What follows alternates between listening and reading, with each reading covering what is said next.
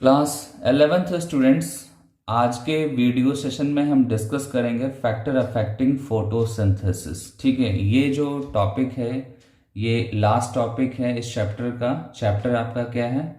Photosynthesis in higher plants. ठीक है, आप जब एनसीईआरटी देखोगे तो ये लास्ट टॉपिक आपको मिलेगा और ये जो टॉपिक है ये इम्पॉर्टेंट टॉपिक है और कंपैरेटिवली जो है अदर पार्ट से डिफिकल्ट है। ठीक है, वैसे देखा जाए तो फोटोसिंथेसिस इन फायर प्लांट्स में और भी टॉपिक है जो डिफिकल्ट है, जैसे कि लाइट रिएक्शन हुआ, आपका क्यूमोऑस्मोटिक हाइपोथेसिस हुआ, और डार्क रिएक्शन में कुछ इंफॉर्मेशन या कुछ पार्ट जो है वो टफ थे। ठीक है, और देन उसके बाद से फैक्टर अफेक्टिंग फोटोसिंथेसिस पार्ट भी डिफ़िकल्ट है। और थोड़ा सा जब आप light as a factor discuss करेंगे, लाइट एज ए फैक्टर, तो वो पार्ट थोड़ा सा आपको डिफ़िकल्ट लगेगा, बट उस पार्ट को मैं यहाँ पे डिटेल करूँगा और सिंपल तरीके से उस पार्ट को मैं बताने की कोशिश करूँगा। ठीक है, तो स्टार्ट करते हैं आज का टॉपिक है फैक्टर अफेक्टिंग फोटो सिंथेसिस। ठीक है, आप यहाँ पे देख सकते हैं the rate of photosynthesis is very important in determining the yield of plants including crop plants. ठीक है, किसी भी प्लांट में अगर आप यील्ड को फाइंड आउट करना हो आपको, ठीक है, तो यील्ड को फाइंड आउट कैसे कर सकते हैं? रेट ऑफ फोटोसिंथेसिस से। रेट ऑफ फोटोसिंथेसिस से आप किसी भी प्लांट का यील्ड फाइंड आउट कर सकते हैं। ठीक है, रेट ऑफ फोटोसिंथेसिस प्लांट का अगर अच्छा नहीं होगा तो यील्ड ऑब्वियसली क्या हो जाएगा? डिक्रीज कर जाएगा। रेट ऑफ फोटोसिंथेसिस अगर अच्छा होगा तो जो यील्ड होगी वो इंक्रीज हो जाएगी। ठीक है, तो ये चीज़ आपको फर्स्ट पॉइंट में आपको मिलेगा। ठीक है, देन इसके बाद से जो सेकंड पॉइंट है आपका, rate of photosynthesis depends on different factors. ठीक है, मतलब कि जो फोटोसिंथेसिस का रेट है वो डिफरेंट फैक्टर्स पे डिपेंड करता है और यहाँ पे फैक्टर्स को क्लासिफाई किया गया है। ठीक है, फैक्टर्स की यहाँ पे दो कैटेगरी बनाई गई है। फर्स्ट जो कैटेगरी होगा वो होगा एक्सटर्नल फैक्टर्स, ठीक है, और सेकंड जो कैटेगरी होगा वो होगा इंटरनल फैक्टर्स। ठीक है, एक्सटर्नल फैक्टर्स में क्या क्या हो सकते हैं? अवेलेबिलिटी ऑफ सनलाइट हो सकता है, टेम्परेचर हो सकता है, CO2 कॉन्सेंट्रेशन इन एटमॉस्फेयर हो सकता है। ठीक है, एटमॉस्फेयर में CO2 का कॉन्सेंट्रेशन क्या है, देन वाटर का अमाउंट, ठीक है, वाटर अवेलेबल है या नहीं है सॉइल में। ठीक है, तो ये सारे के सारे क्या हैं? आपके एक्सटर्नल फैक्टर्स हैं। ठीक है, ये सारे के सारे क्या हैं? एक्सटर्नल फैक्टर्स हैं। देन इसके बाद से हम डिस्कस करते हैं इंटरनल फैक्टर्स को। ठीक है, इंटरनल फैक्टर्स जो होगा वो क्या क्या हो सकता है? Number, size, age and orientation of leaf. ठीक है, मतलब कि जो लीफ है उसका ओरिएंटेशन क्या है, उसका एज क्या है, उनका साइज क्या है, नंबर क्या है। ठीक है, देन सेकेंड जो इंटरनल फैक्टर है वो है मेसोफिल सेल्स। क्या है? Mesophyll cells. थर्ड आपका क्या है? क्लोरोप्लास्ट। फोर्थ आपका क्या है? Internal CO2 concentration. Then next आपका क्या है? Amount of chlorophyll. ठीक है, तो ये सारे के सारे क्या है? इंटरनल फैक्टर्स हैं और ये इंटरनल फैक्टर्स जो है ये किस पर डिपेंड करते हैं? It depend on genetic pre disposition. That means कि जो जेनेटिक्स इनका है या इसका जो जेनेटिक मटेरियल है वो डिसाइड करेगा कि इंटरनल फैक्टर क्या होगा या इसका अमाउंट क्या होगा या इसका फ्लक्चुएशन की क्या पॉसिबिलिटी हो सकती है। ठीक है, ये सब कुछ डिसाइड कौन करेगा? जेनेटिक, मतलब कि जेनेटिक मटेरियल की बात हो रही है यहाँ पे। ठीक है, देन इसके बाद से कुछ और भी इंफॉर्मेशन है जो यहाँ पे मैंने मेंशन कर रखा है एज पर एनसीईआरटी।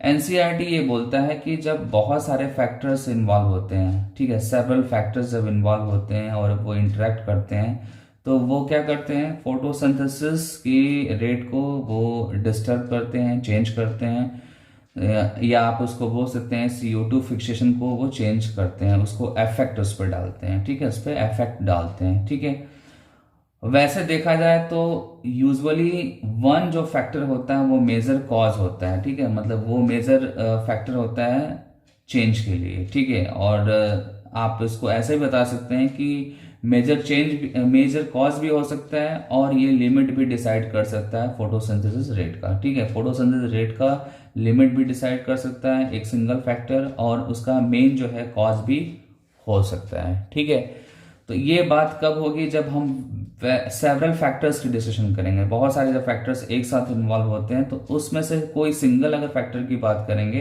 तो वो मेजर कॉज भी हो सकता है और वो रेट ऑफ फोटोसिंथेसिस को लिमिट भी कर सकता है, ठीक है।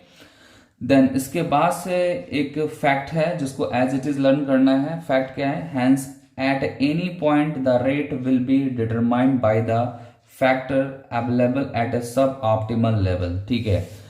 तो ये जो आपका पॉइंट है, इसको समझने के लिए सबसे पहले आपको समझना होगा ऑप्टिमल लेवल, ठीक है। ऑप्टिमल लेवल क्या होता है इसको समझना होगा।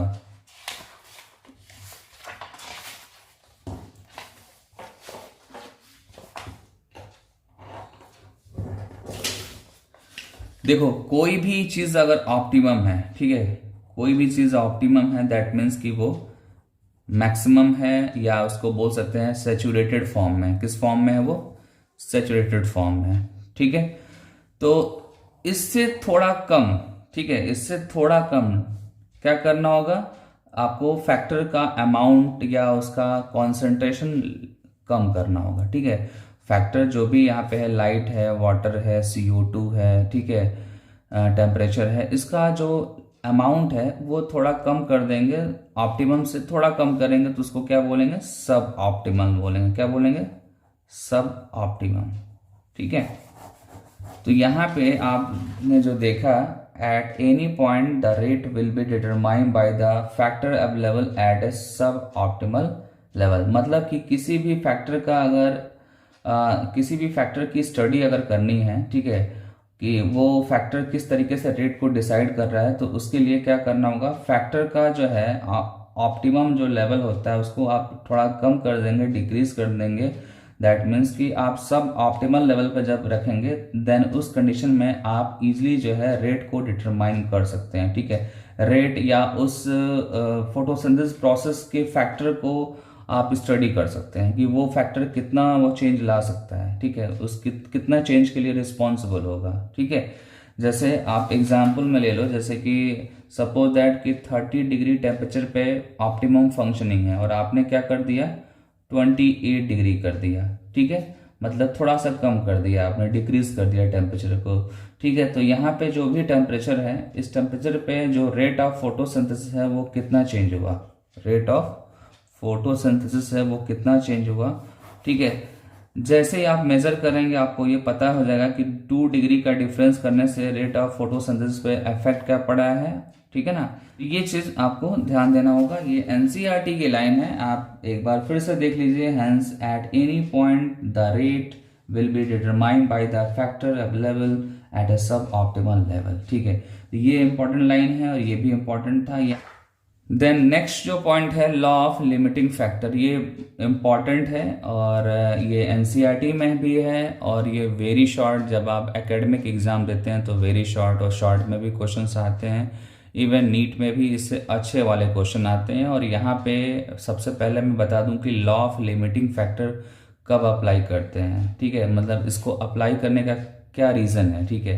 तो इसका जो मेन रीज़न है वो ये है कि जब बहुत सारे फैक्टर्स जब इन्वॉल्व होते हैं बायोकेमिकल प्रोसेस को इफेक्ट लाने के लिए या उसमें चेंज लाने के लिए, तो उस कंडीशन में लॉ ऑफ लिमिटिंग फैक्टर की रिक्वायरमेंट होती है, ठीक है। एक बार फिर से मैं बता दूं, जब भी किसी प्रोसेस को, ठीक है, बहुत सारे फैक्टर्स जो है उसके रेट को डिसाइड करते हैं, ठीक है, तो उस कंडीशन में हम जो लॉ या जो कॉन्सेप्ट अप्लाई करते हैं वो क्या है? आपका लॉ ऑफ लिमिटिंग फैक्टर है, ठीक है। और ये लॉ ऑफ लिमिटिंग फैक्टर किसने दिया था?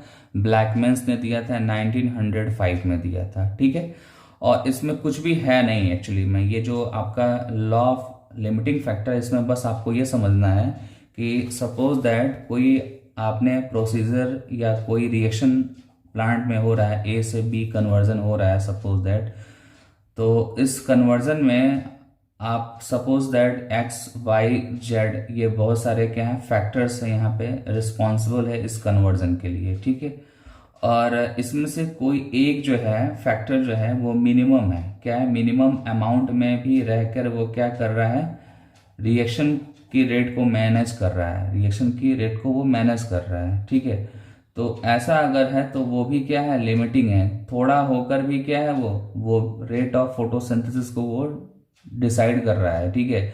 अमाउंट कम है बट वो डिसाइड कर रहा है रेट ऑफ फोटोसिंथेसिस के लिए, ठीक है ना। तो ऐसे कंडीशन में वो जो फैक्टर होगा वो लिमिटिंग होगा। वो क्या होगा? लिमिटिंग होगा। आप यहाँ पे देख सकते हैं, ये लॉ ऑफ लिमिटिंग फैक्टर का डेफिनेशन है जो मैंने रेड पेन से मेंशन कर रखा है, और ये एग्जांपल है। ठीक है, एक बार हम डेफिनेशन को देखते हैं।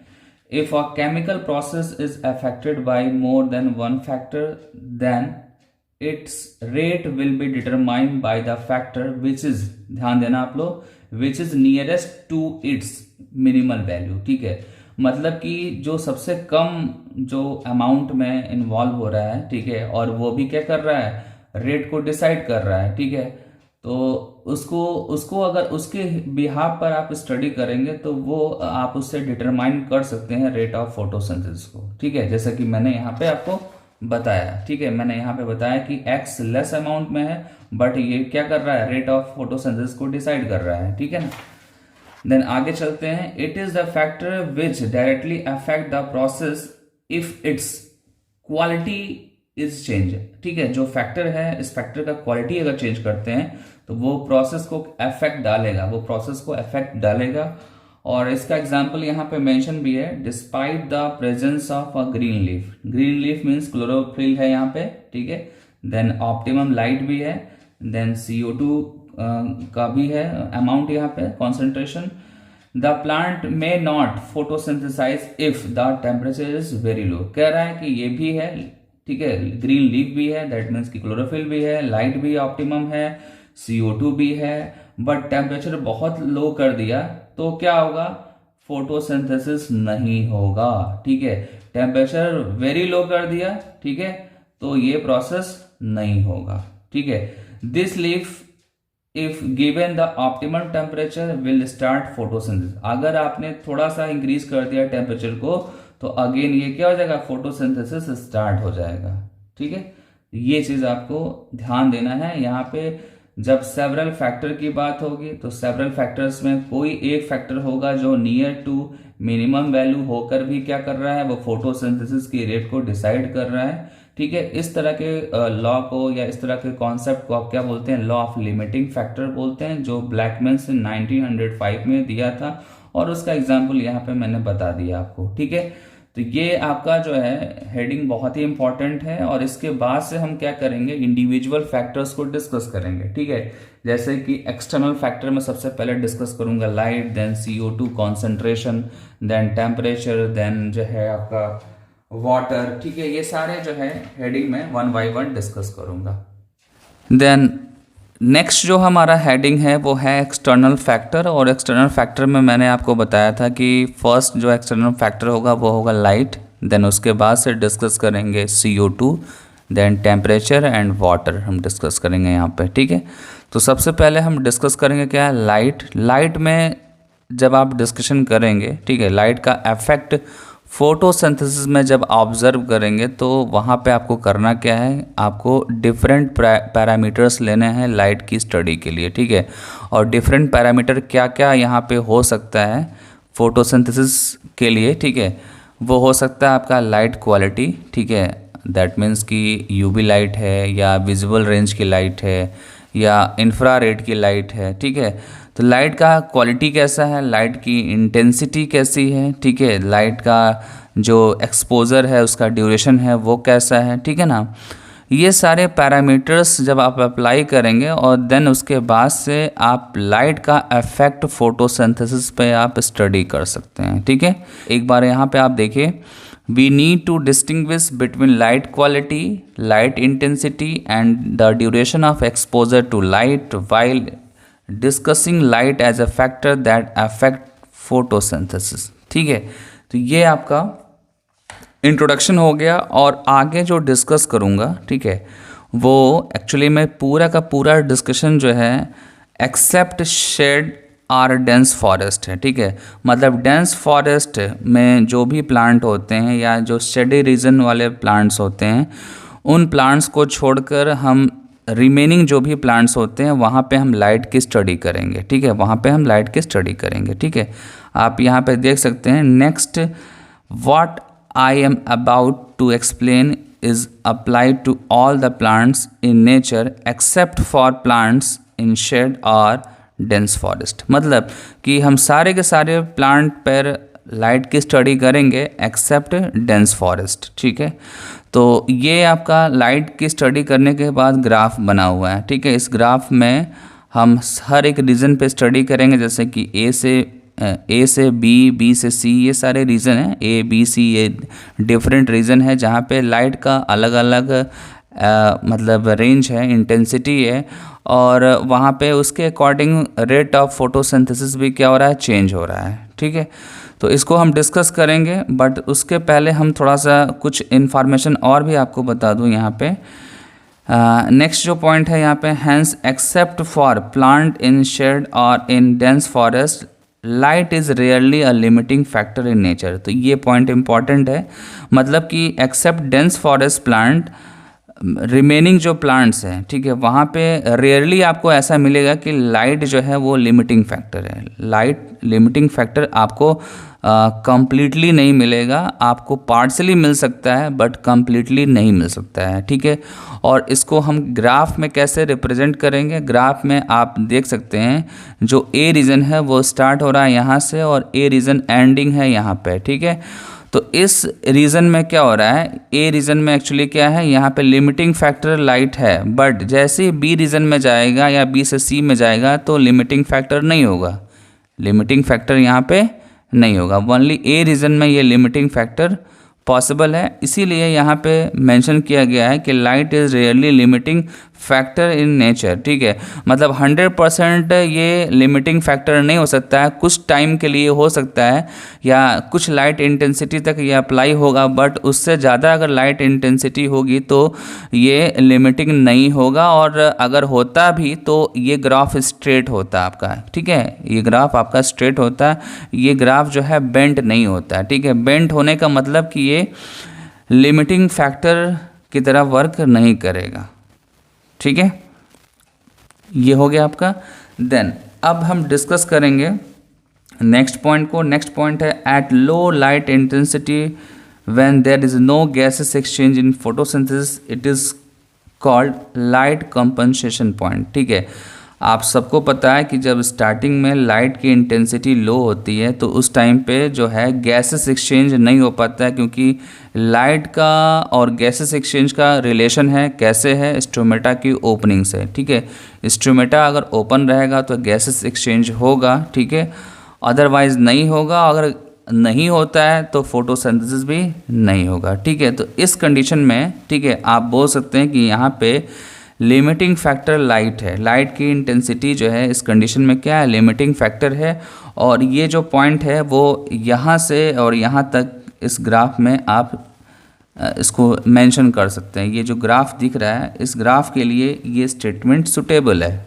ठीक है, देन नेक्स्ट पॉइंट देखेंगे और नेक्स्ट पॉइंट को भी यहाँ पे हम टैली करेंगे। ठीक है, फर्स्ट पॉइंट को तो मैंने टैली किया और टैली करके बताया कि ये first point only a reason के लिए एप्लीकेबल होगा। ठीक है ना, बट ए के बाद जो आपका रीज़न है वहाँ पे ये एप्लीकेबल नहीं होगा। ठीक है, देन नेक्स्ट पॉइंट हम एक बार डिस्कस करते हैं। As the light intensity increases the rate of photosynthesis also increases. ठीक है, जैसे जैसे हम लाइट इंटेंसिटी हम बढ़ाते जाएंगे वैसे वैसे क्या होगा, रेट ऑफ फोटोसिंथेसिस इंक्रीज होगा और यहाँ आकर मैक्सिमम हो जाएगा। जहाँ पे बी की एंडिंग हो रही है, ठीक है, वहाँ आकर क्या होगा, मैक्सिमम हो जाएगा, और वहाँ पे आप बोल सकते हैं कि सब कुछ सैचुरेट हो गया। ठीक है, सब कुछ सैचुरेट हो गया। सैचुरेशन का मतलब ये है कि जितना इनपुट आप दे रहे हैं, ठीक है, जो भी लाइट इंटेंसिटी दे रहे हैं, अब उससे ज़्यादा देने से कोई फ़ायदा नहीं है। जो भी यहाँ पे हो सकता है रेट ऑफ फोटोसिंथेसिस में मैक्सिमम रिजल्ट, वो यहाँ पे पॉसिबल है। ठीक है ना, तो इसके अकॉर्डिंग यहाँ पे मैंने एक लाइंस भी बनाई है और लाइन बनाकर यहाँ पे डी से रिप्रेजेंट किया है। ठीक है, और इसको बताया है कि ये ऑप्टिमम पॉइंट है। ऑप्टिमम का मतलब क्या होता है, मैक्सिमम, मतलब कि वो सारे क्राइटेरिया जिसको वो फुलफिल कर रहा है और उस कंडीशन में यहाँ पे रेट ऑफ फोटोसिंथेसिस मैक्सिमम है। ठीक है, इसीलिए यहाँ पे ऑप्टिमम पॉइंट मेंशन किया गया है। ठीक है, तो ये सारे पॉइंट्स को आप नोट भी करते चलेंगे क्योंकि ये सारे के सारे इंपॉर्टेंट हैं। एक बार पहले तो हम स्टेटमेंट को देखते हैं। As a light intensity increases the rate of photosynthesis also increases. ठीक है, the light intensity at which a point can be achieve maximum amount of photosynthesis. मतलब कि ये जो प्लेस है जहाँ पे मैक्सिमम रिजल्ट मिल सकता है फोटोसिंथेसिस का, उस लाइट इंटेंसिटी को हम क्या बोलेंगे, लाइट सेचुरेशन पॉइंट बोलेंगे। ठीक है, मतलब उस पर्टिकुलर पॉइंट पे, ठीक है, जो भी लाइट रिसीव किया है प्लांट ने, उस पॉइंट को हम क्या बोलेंगे, लाइट सेचुरेशन पॉइंट बोलेंगे। ठीक है ना।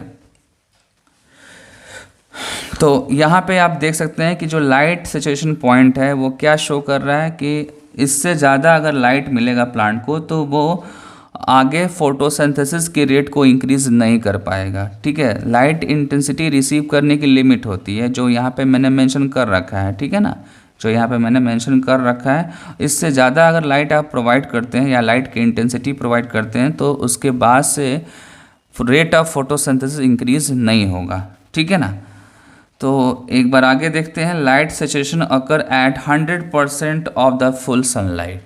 ठीक है, okay. Then next, increase in incident light beyond a point causes the breakdown of chlorophyll and elementary decreases in photosynthesis. ठीक है, यहाँ पे ये बता रहा है कि हम अगर लाइट इंटेंसिटी को हम और भी ज़्यादा कर देते हैं तो उससे क्या होगा, उससे कुछ भी नहीं होगा। मतलब कि फोटोसिंथेसिस की रेट इंक्रीज नहीं होगी, does not increase photosynthesis rate. ठीक है, कब, जब आप और भी ज़्यादा लाइट इंटेंसिटी बी के बाद भी अगर ज़्यादा आपने लाइट इंटेंसिटी दे दिया तो उसके बाद से वो इंक्रीज नहीं होगा, और बल्कि उसका नेगेटिव इफेक्ट क्या पड़ेगा, नेगेटिव इफेक्ट ये पड़ेगा कि जो क्लोरोफिल होता है, क्लोरोफिल की जो मॉलिक्यूल्स होते हैं उनका ब्रेकडाउन स्टार्ट हो जाएगा।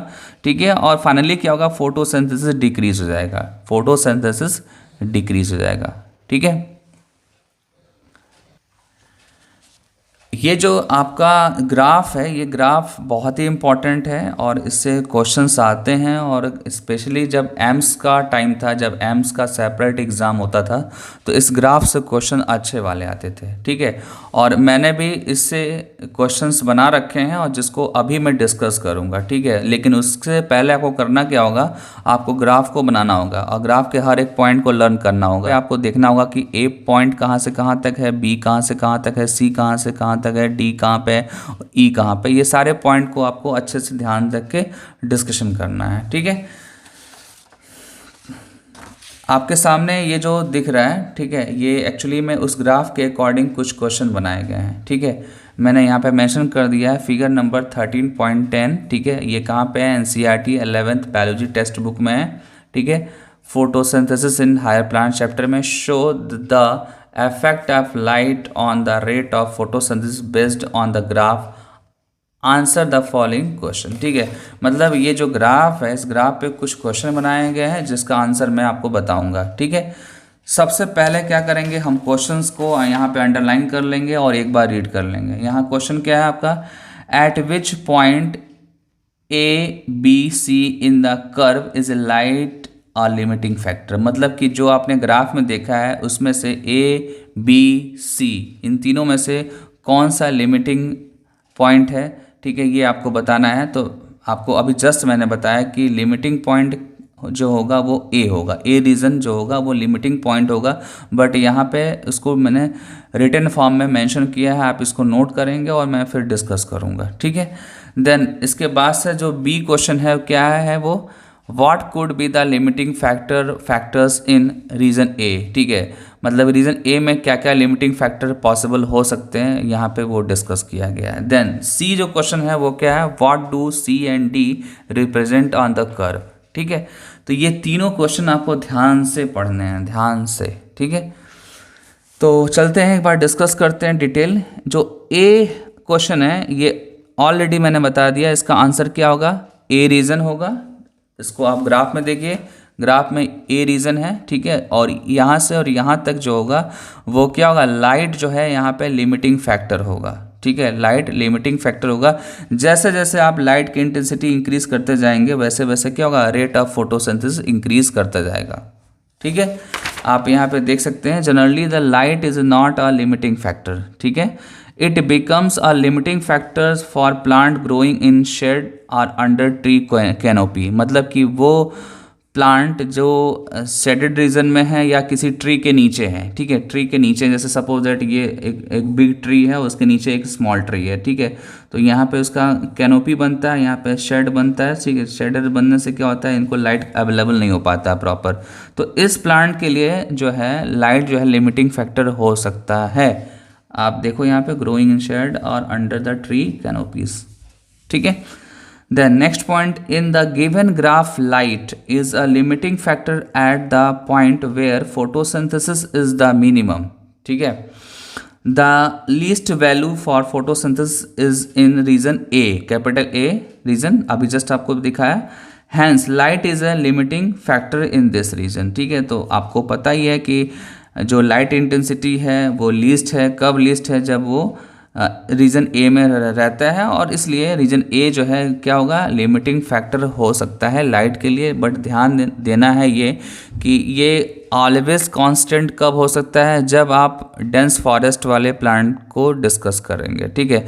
और वैसे तो जब आप अदर प्लांट को डिस्कस करेंगे तो कुछ देर के लिए वो लिमिटिंग होगा और बाद में वो लिमिटिंग नहीं होगा, और अगर लिमिटिंग होगा कुछ देर के लिए तो वो ओनली ए रीजन के लिए होगा, ए के बाद बी सी जो है वहाँ पे लाइट लिमिट नहीं हो सकता है, ठीक है ना, नॉर्मल प्लांट के लिए। बट डेंस फॉरेस्ट वाले प्लांट के लिए वो ऑलवेज क्या होगा, लिमिटिंग फैक्टर होगा, हर एक कंडीशन में होगा, ठीक है, हर एक रीजन में होगा। देन नेक्स्ट पॉइंट आपका क्या, व्हाट, देन नेक्स्ट क्वेश्चन क्या है, what could be the limiting factors in region A. तो ये सिंपल है, light is a limiting factor in region A, ठीक है, नॉर्मल जो प्लांट्स हैं वहाँ पे तो लिमिटिंग फैक्टर है ये, ठीक है। Water temperature concentration of CO2 could also be limiting factor in this region, ठीक है, ये तो सिंपल है, लर्न कर लेना है, इसमें कुछ भी नहीं है। देन नेक्स्ट है, what do the C and D represent on the curve, ठीक है, तो आप सबको पता है कि D जो है, D में आप देख रहे हैं ना कि यहाँ पे D ऑप्टिमम पॉइंट है, और ऑप्टिमम को हम मैक्सिमम बोलते हैं, तो यहाँ पे मैक्सिमम फोटोसिंथेसिस हो रहा है जब आप इतना लाइट इंटेंसिटी प्रोवाइड करेंगे। लाइट की इंटेंसिटी जब आप प्रोवाइड करेंगे, सबसे पहले आप ध्यान दीजिए कि जब भी आप ग्राफ देखिए तो ग्राफ में आपको ये पता होना चाहिए कि ग्राफ का जो क्राइटेरिया है वो क्या है। तो क्राइटेरिया यहाँ पे मैंने ले रखा है लाइट इंटेंसिटी, और यहाँ पे ले रखा है रेट ऑफ फोटोसिंथेसिस। जब आप लाइट इंटेंसिटी ग्रेजुअली इंक्रीज कर रहे हैं और यहाँ तक जैसे ही पहुँच रहे हैं तो उस वहाँ पे क्या हो रहा है, रेट ऑफ फोटोसिंथेसिस मैक्सिमम हो जा रहा है। मैक्सिमम का मतलब ऑप्टिमम हो जा रहा है, ठीक है। तो वही यहाँ पे लिखा है, point D represent the optimum point and gives the light intensity at which the maximum photosynthesis is recorded, ठीक है। The rate of photosynthesis remains constant after this point even though the intensity of light increases in region C, ठीक है। ये simple है, कोई इसमें problem नहीं है। आपको पता है ना, आप यहाँ पे देखिए ए से जैसे बी में जाएगा ये ग्रेजुअली सैचुरेशन की तरफ जाएगा, और बी के बाद जब सी में जाएगा तो ये क्या हो जाएगा, कांस्टेंट हो जाएगा, ठीक है। तो उसी के अकॉर्डिंग यहाँ पर डिस्कशन मैंने आपको बता दिया, ठीक है। ये जो पूरा पेज है इसको आप अच्छे से प्रिपेयर करेंगे, इसमें कोई डाउट है तो मेरे से पूछेंगे, और मैं इस पेज का इमेज जो है इस वीडियो के साथ ऐड कर दूंगा ताकि आपको नोट करने में प्रॉब्लम ना हो, ठीक है।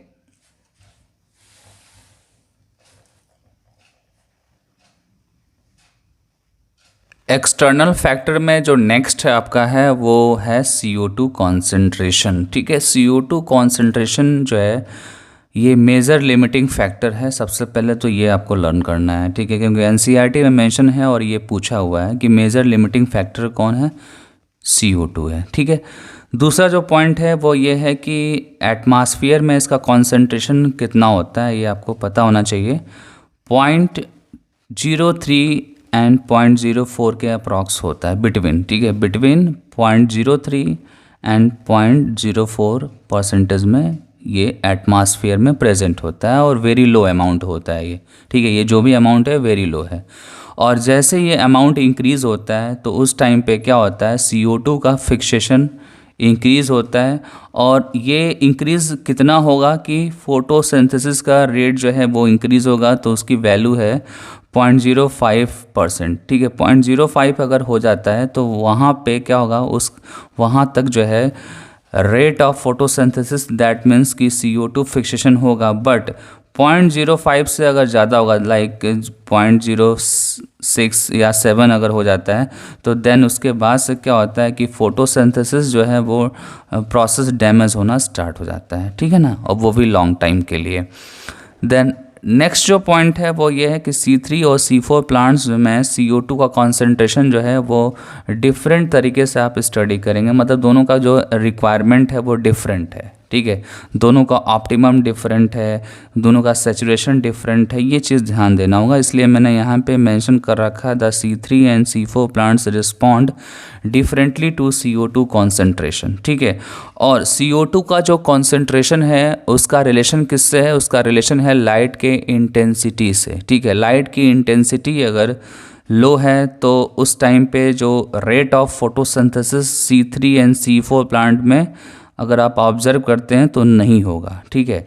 आप यहाँ पे देख सकते हैं एज पर NCERT मैंने यहाँ पे बताया है कि at low light intensity does not increase rate of photosynthesis in both type of plants, that means C3 and C4 plants, ठीक है।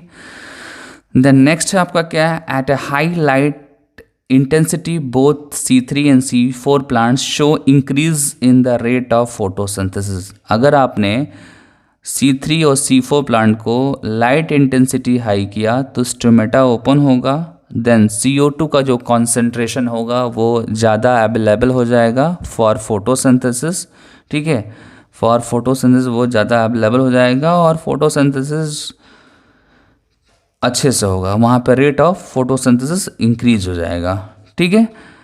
देन आपको एक वैल्यू यहाँ पे लर्न करनी है C4 के लिए, C3 के लिए। वो वैल्यू क्या है, saturation of CO2 concentration in photosynthesis process for C4 plant 360 microlitre है यहाँ पे। देन यहाँ पे अगर आप C3 की बात करें तो C3 को 450 चाहिए। एक यहाँ पे नोटिसेबल पॉइंट ये है कि C3 को ऑलवेज जो है CO2 का कंसंट्रेशन ज़्यादा चाहिए एज कम्पेयर टू C4, ठीक है ना, ये चीज़ ध्यान देना होगा। तो ये आपका CO2 कॉन्सेंट्रेशन जो है एज ए फैक्टर डिस्कस हो गया। अब इसके बाद से डिस्कस करेंगे टेम्परेचर, ठीक है। टेम्परेचर सिंपल एक फैक्टर है जिसमें कुछ पॉइंट्स मैं डिस्कस करता जा रहा हूँ। आप देखिए फर्स्ट जो पॉइंट यहाँ पे डिस्कस है वो है डार्क रिएक्शन को लेकर, ठीक है। डार्क रिएक्शन दैट मीन्स कि CO2 फिक्सेशन जो हो रहा है और वो वहाँ पे बहुत सारे एंजाइम इन्वॉल्व होते हैं और एंजाइम आप सबको पता है कि ये टेम्परेचर सेंसिटिव होते हैं। एक लिमिट के बाद जो है अगर आप ज़्यादा टेम्परेचर प्रोवाइड करेंगे तो प्रोसेस जो होगा वो शट डाउन हो जाएगा, ठीक है। तो हमेशा ये ध्यान देना है कि टेम्परेचर का ऑप्टिमम होना मैक्सिमम रेट ऑफ फोटोसिंथेसिस का चांस बना सकता है, ठीक है ना। देन पॉइंट को देखिए ध्यान से, the dark reaction being enzymatic are temperature controlled, however the light reaction are also temperature sensitive. Light reaction temperature sensitive है, ठीक है। ध्यान ये देना है कि यहाँ पे टेम्परेचर सेंसिटिव वर्ड यूज किया गया है, ठीक है। They are affected much lesser extent, थोड़ा मतलब अगर कंपेयर करेंगे डार्क रिएक्शन से तो लाइट रिएक्शन कम अफेक्टेड होता है, ठीक है ना, टेम्परेचर से, ठीक है ना, ये चीज़ ध्यान देना है आपको। देन नेक्स्ट पॉइंट है the C4 plants respond to higher temperature and show higher rate of photosynthesis. तो ये तो मैंने आपको ऑलरेडी बताया था। C4 प्लांट्स जब C4 साइकिल जब मैंने डिस्कस किया था तो मैंने आपको बताया था कि ये जो C4 प्लांट्स होते हैं ये हाई लाइट इंटेंसिटी में वर्क करते हैं, हायर टेम्परेचर पे ये वर्क करते हैं, ठीक है, और ये रेट ऑफ फोटोसिंथेसिस को भी इंक्रीज़ कर सकते हैं, ठीक है। ऐसा जो है C3 प्लांट्स में नहीं होता है, ठीक है, ये चीज़ ध्यान देना होगा। नेक्स्ट आपका है the temperature optimum for photosynthesis of different plants also depends on habitat that they are adapted to, ठीक है। तो ये जो पॉइंट है ये तो सिंपल है, डिफरेंट टाइप के प्लांट्स हमारे अर्थ पे हैं, ठीक है, और उनका जो फोटोसिंथेसिस का रेट में अगर आप ऑप्टिमम कंडीशन देखेंगे, ऑप्टिमम रेट देखेंगे, ठीक है, तो वो जो रेट जो होगा वो अलग अलग प्लांट के लिए अलग अलग होगा और वो ऑप्टिमम जो रेट होगा वो अलग टेम्परेचर पे डिपेंड करेगा, ठीक है ना। तो यहाँ देख सकते हैं the temperature optimum for photosynthesis of different plants also depends on the habitat, ठीक है। तो ये जो डिफरेंट प्लांट हैं ये अलग अलग हैबिटेट में उसके अकॉर्डिंग वो अडॉप्टेड हैं, ठीक है, और अलग ऑप्टिमम टेम्परेचर अलग अलग चाहिए फॉर फोटोसिंथेसिस, ठीक है। ऑप्टिमम टेम्परेचर उसको अलग अलग है, जैसे सपोज दैट ए कोई प्लांट है तो इसका ऑप्टिमम टेम्परेचर 32 है, बी कोई प्लांट है इसका ऑप्टिमम टेम्परेचर 36 है, ठीक है। तो ऐसे ऑप्टिमम टेम्परेचर सबका डिफरेंट होता है, ठीक है, और उसी के अकॉर्डिंग मतलब उसके अकॉर्डिंग वो उस टाइप के हैबिटेट में सर्वाइव करता है और उसी के अकॉर्डिंग एडॉप्टेशन होता है उसके अंदर, ठीक है, जैसा कि C4 में मैंने आपको बताया। Then next point as it is learn करना है, tropical plants have a higher temperature optimum than the plant adapted to temperate climate, ठीक है ना। मतलब ये ट्रॉपिकल प्लांट्स और टेम्परेट को यहाँ पे कंपेरिजन कर रहा है। तो ट्रॉपिकल को क्या मिलता है, हाई टेम्परेचर मिलता है एज कंपेयर टू टेम्परेट, ठीक है। देन लास्ट जो पॉइंट है एक्सटर्नल फैक्टर में वो क्या है, वाटर, और ये NCERT का लास्ट टॉपिक होगा और इसमें बताया गया है कि वाटर जो है ये लाइट रिएक्शन में इन्वॉल्व होता है, ठीक है। आपको जब मैंने स्प्लिटिंग ऑफ वाटर बताया था लाइट रिएक्शन में तो वहाँ पे वाटर का रोल आपने देखा था, ठीक है। वाटर वहाँ पे स्प्लिट कर रहा था और इलेक्ट्रॉन दे रहा था और साथ में हाइड्रोजन प्रोवाइड कर रहा था, और हाइड्रोजन जो है ATP फॉर्मेशन के लिए नेसेसरी था, ठीक है, और इसके साथ साथ NADPH के फॉर्मेशन के लिए भी नेसेसरी था। और लाइट रिएक्शन का जो प्रोडक्ट था वो क्या था, ATP एंड NADPH था, ठीक है। तो कहने का मतलब ये है कि वाटर जो है वो लाइट रिएक्शन में इन्वॉल्व होता है, एज ए रिएक्टेंट इन्वॉल्व होता है, बट वाटर का रोल वहीं पे नहीं ख़त्म होता है, वाटर का और भी डिफरेंट तरीके से रोल है प्लांट के अंदर, ठीक है। आप यहाँ पे देख सकते हैं, even though water is one of the reactant in the light reaction, the effect of water as a factor is more through its effect on the plant, ठीक है। मतलब कि लाइट रिएक्शन में ही नहीं, बहुत सारे अलग अलग तरह के प्रोसेस में भी ये इन्वॉल्व होता है, ठीक है ना। लाइट रिएक्शन तो एक डायरेक्ट मतलब इसका इफेक्ट हो गया। इनडायरेक्ट अगर देखा जाए तो स्टोमेटा के ओपनिंग के लिए भी रिस्पॉन्सिबल है, क्योंकि आपको पता है कि स्टोमेटा का जो गार्ड सेल्स होता है वो गार्ड सेल्स जब फ्लैसिड और टर्जिड होता है तो उसके अकॉर्डिंग वो ओपन और क्लोज होते हैं। और फ्लैसिड और टर्जिड जो है ये टर्म आपको मैं बताऊंगा ट्रांसपोर्ट इन प्लांट चैप्टर में, और वहाँ पे टर्जिड का मतलब होता है फुली स्वेलन, ठीक है, और इसका अपोजिट जो टर्म होता है वो होता है फ्लैसिड, ठीक है। तो जब टर्जिड रहेगा स्टोमेटा के गार्ड सेल्स तो उस समय क्या होगा, स्टोमेटा ओपन होंगे, अदरवाइज वो क्लोज होंगे, ठीक है। और स्टोमेटा का ओपनिंग और क्लोजिंग जो होती है वो वाटर लॉस से उसका रिलेशन है, वाटर लॉस से, दैट मीन्स कि ट्रांसपिरेशन से उसका रिलेशन है, ठीक है। देन एक और पॉइंट है कि वाटर अगर नहीं है तो क्या होगा, विल्टिंग हो जाएगी लीफ में, ठीक है, विल्टिंग हो जाएगी और सरफेस एरिया रिड्यूस हो जाएगा, और ओवरऑल आप बोल सकते हैं कि पूरे के पूरे प्लांट में मेटाबॉलिक एक्टिविटी स्लो डाउन हो जाएगी, ठीक है। तो इस तरीके से वाटर का जो है लाइट रिएक्शन में भी इन्वॉल्वमेंट है, मतलब रोल है उसका। और आप सबको पता है कि लाइट रिएक्शन जो है वो फोटोसिंथेसिस का एक पार्ट है, और इसके साथ जो है इसका इफेक्ट जो है वाटर का जो है वो इफेक्ट कहाँ पे पड़ता है, वो स्टोमेटा पे भी पड़ता है, ठीक है, और मेटाबॉलिक एक्टिविटी पे भी पड़ता है, ठीक है। तो ये आपका आज photosynthesis in higher plant chapter finish हो रहा है, और इसके बाद से हम डिस्कस करेंगे ट्रांसपोर्ट इन प्लांट चैप्टर, ठीक है। तो हमेशा की तरह मैं फिर से एक बार मैसेज दे रहा हूँ कि चैप्टर आपका फिनिश हो गया है और आप क्वेश्चंस की तैयारी करेंगे। क्वेश्चंस तैयार करने के लिए पहले एक बार आपका चैप्टर कम्प्लीटली रिवाइज हो जाना चाहिए, ठीक है।